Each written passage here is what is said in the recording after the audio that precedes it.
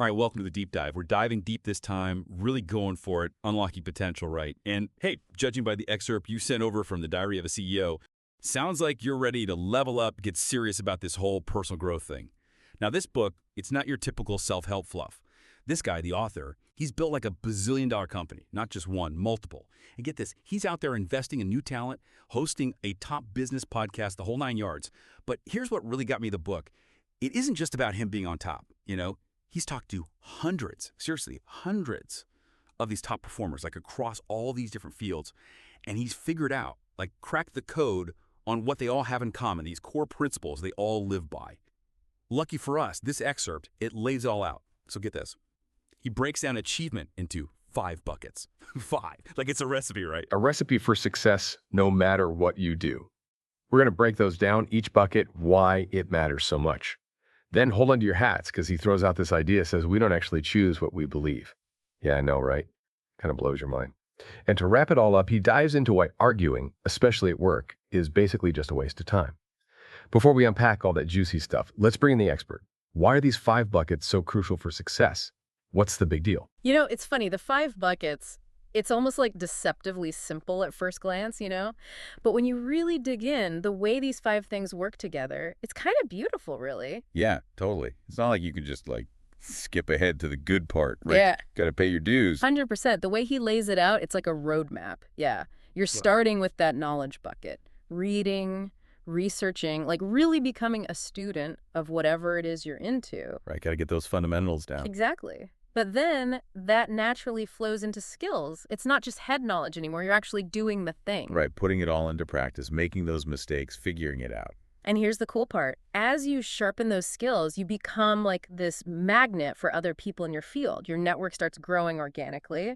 People can spot that real deal, you know, like this person, they actually know their stuff. Totally. And that network, it's not just about quantity, right? It's those quality connections, the mentors, the collaborators. That's where the magic happens. Right, because a good network, that's like gold. Opens doors you didn't even know were there. 100%. And those open doors, that's where the resources come in. Funding for your projects, maybe someone takes you under their wing, shows you the ropes. Right, makes all the difference.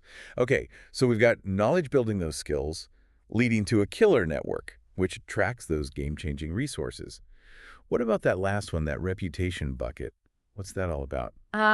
See, reputation, that's the one people get tricked up on. They think it's like all about tooting your own horn, shouting from the rooftop. Like fake it till you make it, that sort of thing. Exactly. Yeah. But it doesn't really work like that. A real solid reputation, it comes from those first 4 buckets. So you can't just talk the talk, got to walk the walk. 100%.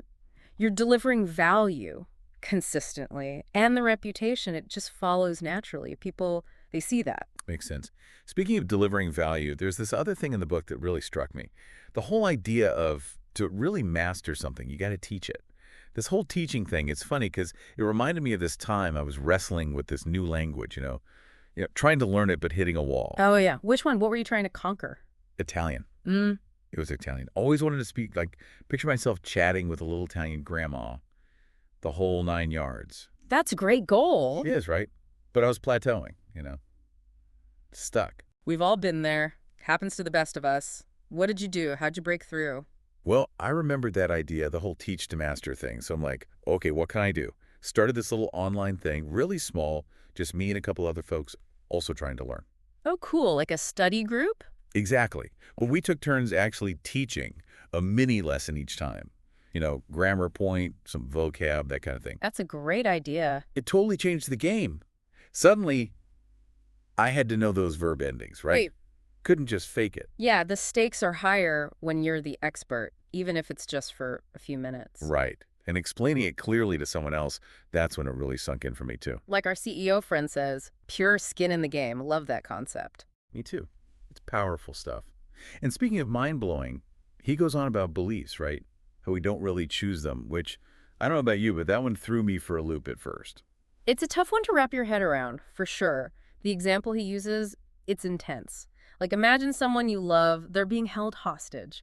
And the hostage taker's like, all right, believe I'm Jesus Christ right here, right now, or else. Yeah, heavy stuff. And his point is, in that moment, you could want to believe it with everything you've got, but you probably could just flip that switch. you know? Exactly. It shows how deep those beliefs go, right? Shaped by our whole lives, our experiences, who we grew up with, the whole shebang. So if we're kind of wired to resist changing our minds, especially when someone's coming at us head on, what's the better way to actually make a change, like in ourselves, or even trying to help someone else see things differently? Well, there's this researcher, Dr. Tali Sharot. She's done some fascinating work on this. Oh, yeah, I've heard of her. So she says, instead of attacking the belief directly, it's way more effective to plant these seeds of doubt, present new info that kind of pokes holes in the old way of thinking. Subtle, I like it. Right. And then here's the key. You emphasize the good stuff that could happen if they open up to this new perspective. So it's not about winning the argument. It's more like guiding them towards a new possibility. 100%. Plant the seed, let it grow at its own pace, and hopefully they come to that aha moment on their own terms. Man, so much good stuff to chew on today. We covered those 5 buckets for success, how teaching is the ultimate hack for mastering anything, and then this whole belief thing, how it's way more nuanced than we realize. It's all connected, you know? It really is. If there's one thing I hope you take away from this deep dive, it's that your potential, it's not this fixed thing. It's constantly changing, growing, depending on what you pour into those buckets. So keep learning, keep honing those skills, build your network with those awesome people, and don't be afraid to examine those long-held beliefs. Give them a good shake. Thanks for joining us on The Deep Dive, everyone.